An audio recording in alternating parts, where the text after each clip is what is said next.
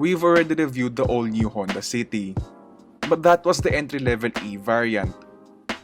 What we have here today is a sporty-looking RS variant, and I'll be taking on a tour today on what separates this model over other city variants.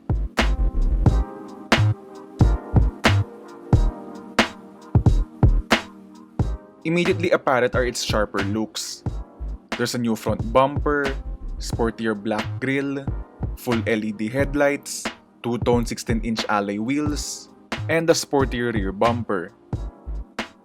The interior is also much nicer, and you now get a little bit of soft touch materials on some parts of the interior.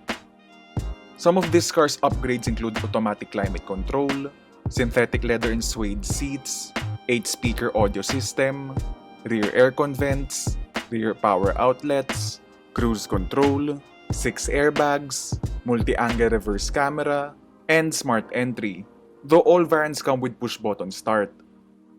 Another unique feature in this variant is remote engine start, which is very useful during hot weather.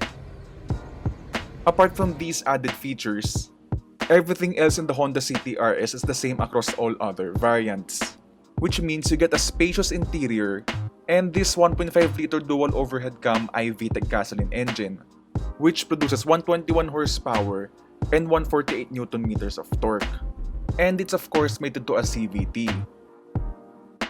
Now as for the driving experience of the all-new Honda City, it actually feels pretty familiar with the previous model, to be honest.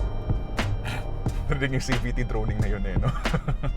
Anyway, so with this all-new Honda City, I was expecting actually that it would be significantly different from the previous City, but the entire driving experience more or less feels similar to the model it replaces, which is not, I would consider, a bad thing kasi fundamentally the City has been always a great all-rounder. So it was a subcompact sedan that was able to balance comfort and sportiness in one package. So basically that same merit applies to the all-new City. I wouldn't call this as sporty as a Mazda 2. I still prefer the direct steering ng kotseng yon. Though this has a bit of response dialed into it. So may degree of responsiveness pa rin siya, though not a lot of feedback. Yun yung main reason ko. And it feels a bit numb yung steering, pero it's okay for the most part. It's okay. Like, it's what you would expect in any subcompact sedan. It will really transport you from A to B in comfort naman talaga. But yung steering naman niya trades agility for stability.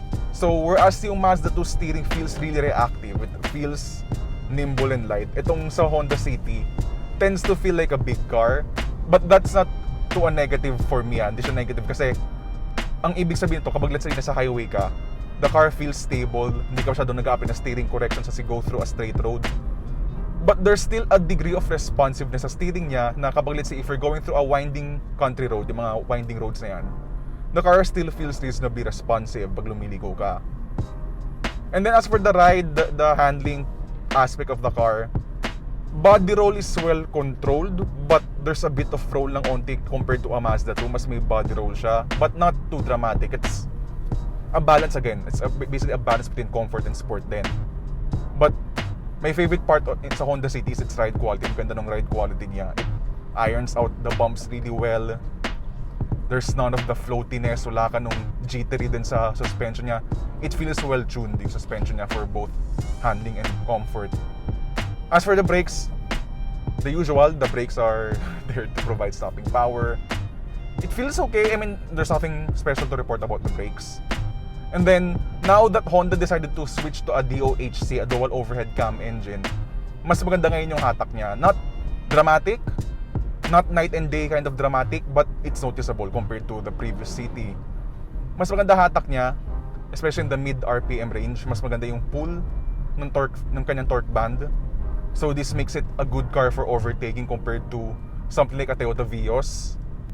And then the CVT, while it is responsive kapag let's say, while it's responsive kapag let's say gusto mong overtake, it will downshift to the appropriate ratio. Lala naman tong totoong gear, so it's a fake downshift to adjust its ratios lang naman.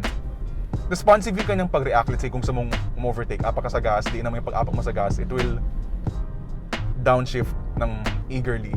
And then off-the-line response, okay din yung off-the-line response ng CVT, hindi siya yung sluggish like most CVTs out there.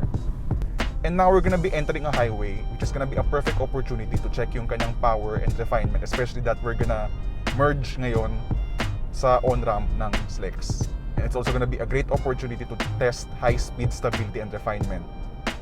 So ito, we're gonna merge.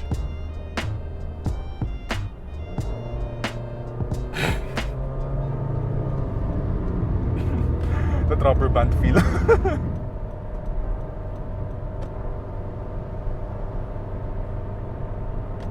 I mean, okay naman hatak niya. Actually, that's your main improvement sa DOHC engine na to, sa DOC engine niya. Mas maganda yung torque delivery niya. So, that was 40 to 100 kph in a reasonable pace. Hindi siya yung parang ramdam mo na hirap siya or whatever. That was a reasonable gain ng speed when you want to merge at a highway nang confidently, nang wala kang, nang di mo kapos yung feeling. And that's pretty good for the subcompact class. Actually, the Honda City is the most powerful subcompact sedan or passenger car in its class with 121 horsepower. And then as for the high-speed stability and refinement, it's actually pretty good. I like the stability of the all-new City. So ngayon I'm on a straight highway. I'm not applying too much steering correction. So this is gonna be a good car for long-distance drives. Though the one thing I'm noticing sa Honda City is yung kanyang refinement. It's not bad. Hindi naman pang refinement. It's actually okay. But I do think this has more road noise and more wind noise. Though onti lang naman, a bit more road noise and wind noise compared to a Toyota Vios. But it's not terrible. It's okay lang, sakto lang. Hindi naman siya detracting from the experience. Though one thing that I do prefer about the Honda City over the Toyota Vios is yung level of responsiveness naman niya when you go through twisty, winding roads. Mas prefer ko handling ng Honda City. But in terms of the refinement sa kalsada, sa highway drives, I'd give the slight edge lang naman to the Vios. But for me personally, what would I rather pick, a Toyota Vios or a Honda City? I like driving through winding roads. So since I prefer a car with good handling, I'd still prefer a Honda City. And combined with the other practical aspects of the City, such as yung ganyang legroom, super impressive legroom sa likod, impressive trunk space, ang laki-laki ng trunk space niya, and the fuel economy, by the way. So one clear advantage that the Honda City has over the Vios is fuel economy. Right now, I've been driving this car for more than 300 kilometers, and fuel economy is impressive. I've been doing 15.2 kilometers per liter.